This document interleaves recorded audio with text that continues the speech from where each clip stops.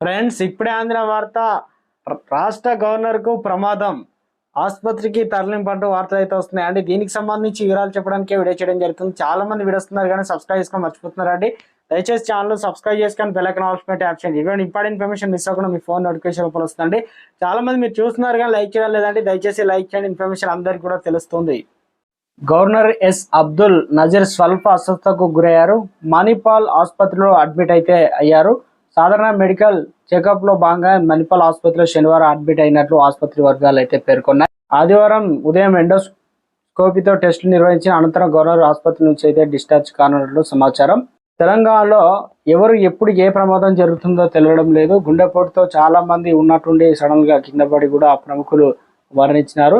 So మొత్తానికి ఏ చిన్న health issues అయినా ప్రమాదం అంటారు. కరోనా వచ్చిన తర్వాత నుంచి ఆంధ్రప్రదేశ్ సంబంధించినటువంటి గవర్నర్ కు అస్వస్థత అయితే జరిగిందండి. ఈరోజు అడ్మిట్ అయితే నుంచి డిశ్చార్జ్ అయితే కావడం జరిగింది. ఎలాంటి ప్రమాదం లేదు కూడా అని అంటున్నారు. సో ఇది నిన్న మనకు సాయంత్రం అయితే రావడం జరిగింది. మిత్రులందరూ కూడా గమనించగలరు. ఎండాకాలం ఎండ వేడిమి చాలా దెబ్బతింటున్నారు. చాలా మంది కూడా వడదెబ్బ తగులుతుంది కాబట్టి ఎటైనా ప్రయాణాలు వెళ్ళేటప్పుడు అవసరమైతేనే వెళ్ళాలని పలువురు డాక్టర్లు నిపుణులు కూడా సూచిస్తున్నారు.